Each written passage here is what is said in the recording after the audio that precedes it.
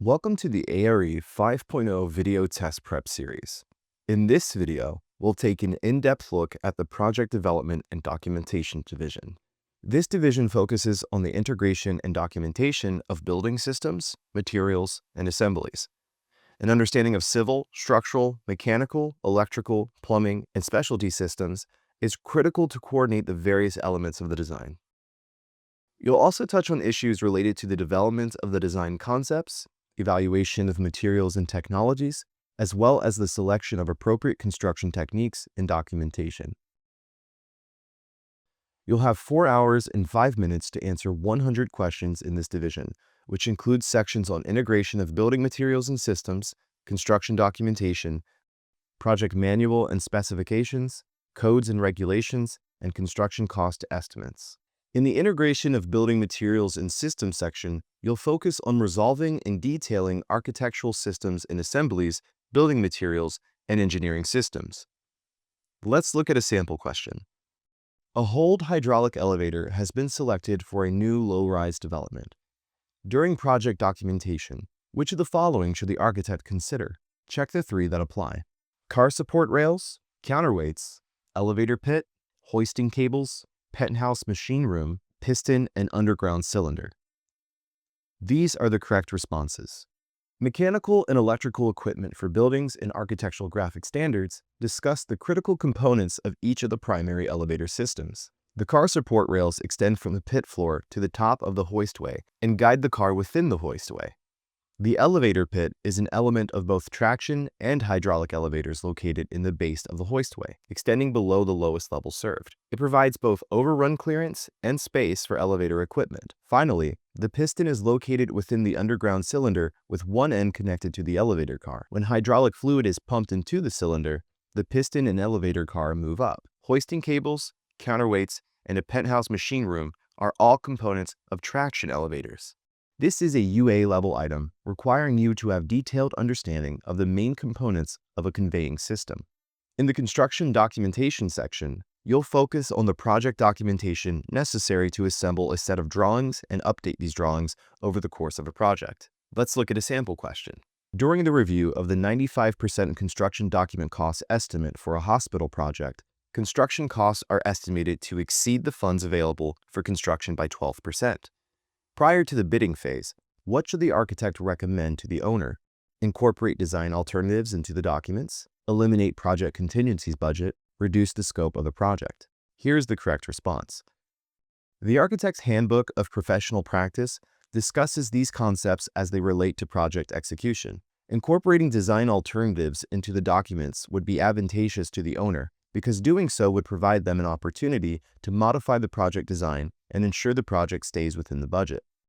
This recommendation also allows the owner to select specific materials or design features after the actual costs are known.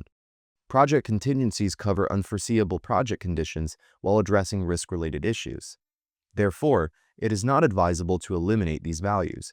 Reducing the scope of the project is possible, but can contain schedule delays and be costly for the architect, as this would require revising the construction documents. This is a UA level item, requiring an understanding of how construction estimates can influence project documentation and how to address cost concerns prior to the bidding phase. In the project manual and specifications section, you'll focus on the development of documentation beyond construction drawings, the project manual and specifications. Let's look at a sample question. Refer to the exhibit. An architect is completing a coordination review of the exterior materials with the specifications received from the consultant spec writer. Click on the element in the elevation below that is missing from the specifications. The correct response is the metal railing. Based on the Construction Specifications Institute's Master Format Divisions, Division 05's metals is missing from the table of contents provided by the consultant spec writer. This division includes metal handrails and railings, which are noted on the above elevation. The remainder of the exterior materials labeled are found in the specification list provided. This is a UA level item requiring you to understand the master format specification divisions and verify that materials shown on architectural drawings are properly specified. In the Codes and Regulations section, you'll look at codes and regulations at a detailed level and determine how they pertain to project documentation. Let's look at a sample question. Refer to the exhibit. An architect is designing in addition to an existing medical research building. An accessible route between the buildings is required on all floors. What is the minimum length of an unobstructed straight ramp system required to create an accessible route between the existing and new buildings on floor 6, including top and bottom landings? The correct response is 51. In order to calculate the minimum length of ramp required, you will first need to determine that floor 6 of the new building is 3 feet higher than the same floor in the existing building. Prior to performing a calculation, it is also important to understand that the ADA standards for accessible design permit a maximum ramp slope of 1/12, a maximum ramp rise of 30 inches, and a minimum landing length of 60 inches in a straight direction of travel. With this information in mind, you can determine that 3 feet of vertical rise requires a minimum of 36 feet of ramp length. Since the rise is over 30 inches, 2 ramp sections are required, one 30-foot ramp and one 6-foot ramp, as well as 3 5-foot landings, bottom, intermediate, and top. Adding the 3 landing lengths and the 2 ramp lengths together will give you 51 feet, the minimum length required for the ramp system. Because the unit feet is provided after the answer box, only the numerals 51 need to be entered into the box. This is a UA level item requiring you to understand the ADA requirements and apply them to accessible routes and buildings. In the construction cost estimate section, you'll consider the construction costs of a project by analyzing an estimate. Let's look at the sample question. An architect reviews the construction cost estimate for a financial institution located in a cold climate. The contractor needs to reduce the costs by at least $26,000 and has included options that were presented by the curtain wall supplier. The building's energy performance is a top priority of the client. Which cost-saving options should the architect consider? Check the 3 that apply. Change the tint of the windows from brown to gray, net savings of $2,000. Reduce the airspace from 3/4 inch to 1/4 inch on all IGUs, net savings of $13,000. Remove the interior entry vestibule, net savings of $13,000. Remove the low E coating from the window glazing, net savings of $12,000.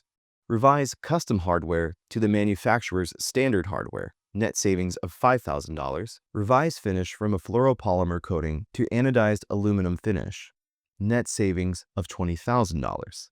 These are the correct responses.